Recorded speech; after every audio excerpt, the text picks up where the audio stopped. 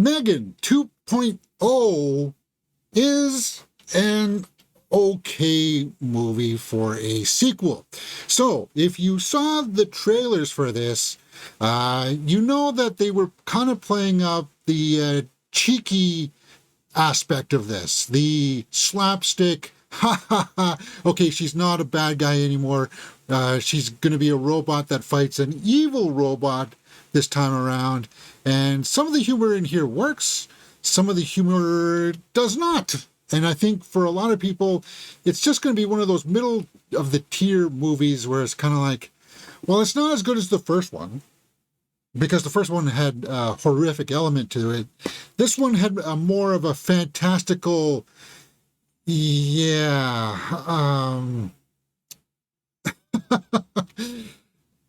okay, it's silly now, but they're trying to have fun with it. And if you can get on board with them trying to have fun with it instead of it being scary, then I think you might appreciate this film. Might is a key word. 57% by critics, 83% by the audience. So the audience seems to be getting on board with this. I had fun watching the first 3/4 of this movie, where it's like, okay, Megan's still there, and there's kind of a bit of a reconciliation between the aunt and the daughter, Allison Williams and Violet McGraw, who are both great in this film. So is Ivana Sakno, who was the evil droid Amelia. It does take some twists and turns. And some of those twists and turns are really cool. Some of them are really drawn out, where it's kind of like the 2-hour runtime on this movie. It doesn't help it. It doesn't help it at all. The synopsis reads, 2 years after Megan's rampage, her creator, Gemma, resorts to resurrecting her infamous creation in order to take down Amelia, the military-grade weapon who was built by a defense contractor who stole Megan's underlying tech. But it does have those questions of, okay, how do we deal with AI? Technology is going to eventually get to this point for us. So it does have those interesting questions as well. It's just, I don't know if I liked it or not. Like, at the end of the game, as I said, I like the first 2/3, 3/4, and then it goes on a bit too long. Let's go to the score sheet here. Acting, directing, and story are out of 2 points. Cinematography and score are out of 1.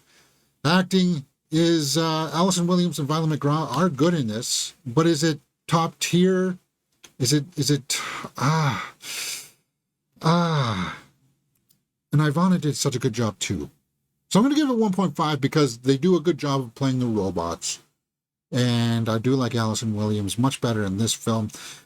Directing, I got to give middle of the road. The technical aspects are handled fairly well, but it's the execution of the story that's just kind of bland and flat towards the end, where it's like, okay, here are our cards.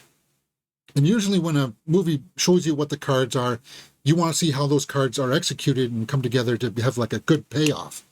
This really doesn't have that, if you can understand what I'm trying to say. And if you don't, you'll know if you saw the movie. Cinematography, is there anything in here that's mind-boggling? No. Score, there's some needle drops in there that you can give points to. If you like the soundtracks, I think you can give that a full point. But like cinematography-wise, you saw from the trailers there that it looks a little silly, a little ridiculous. And it's kind of like cartoony, right? Allison Williams, great job in this one. Like, she's a real standout here. And it just gets a little buffoonish, if you will. Yeah, but like you have to know what you're signing up for. Is there a Megan dance sequence again in this one that's as creepy as the first one? Not really. It's kind of like, okay, now she's got to behave like a robot and do the robot dance. Is that fun? I don't know. June 27th is when this came out. I'm just middle of the road. Let's go to the tomato meter and look at some of the snapshot reviews. see if it corroborates anything that what I've been saying. Sydney Morning Herald, where the first M3GAN was a campy horror movie, this one is more of a campy techno thriller with a dash of sub-Spielbergian fantasies of the 1980s, such as Shortcut. But they still liked it. M3GAN 2.0 is proof that bigger isn't always better, but that doesn't mean this goofy, far too convoluted sequel still can't be a gigantic amount of fun.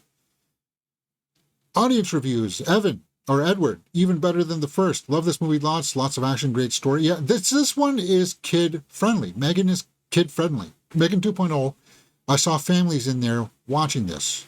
I was a little befuddled by that, because when I was in, I was kind of like, M3GAN was kind of a horror movie, guys. Are you sure that you want to be bringing in like a wee kid into this? And look at the audience scores. People are digging this. They had a lot of fun with this. If you like the first M3GAN, then you like this one. Somebody said solid sequel movie, really followed up on a lot of the same concepts. Not really. Better than the trailers made it look. For me, it dragged on.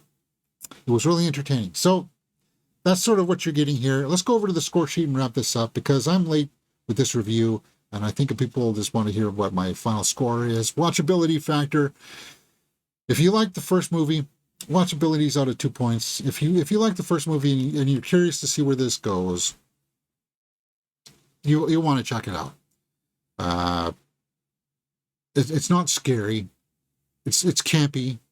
It has some interesting concepts in there, but it's too long, and that falls on the director of the execution of the story. It felt like at times in the third act that we were getting, like you could actually feel or hear the executive's notes coming in and like saying, oh, I want this to happen now. I want this to happen now. Okay, we'll add it in. You know, it's going to really add time to the movie, but okay, you're paying for it, so we'll put it in. That kind of thing. You can actually almost hear that because of all the stuff that seems to get added in here at the end, where it's like, okay, well, this is leading to the logical conclusion where the fight's going to be, but no, it's not. It's like we add on more, and it's kind of like, it's just 6 out of 10 for M3GAN 2.0 seems about right for me, and I think that's where I'm going to land. 6 out of 10. All right, what did you guys think? As I said, I had some fun with parts of it, but overall, it's just kind of like, I'm really not all that excited to see more, but there's probably going to be more, maybe. I don't know. Let me know what you thought in the comments below, and we will talk about it. You're watching Mirror Domains.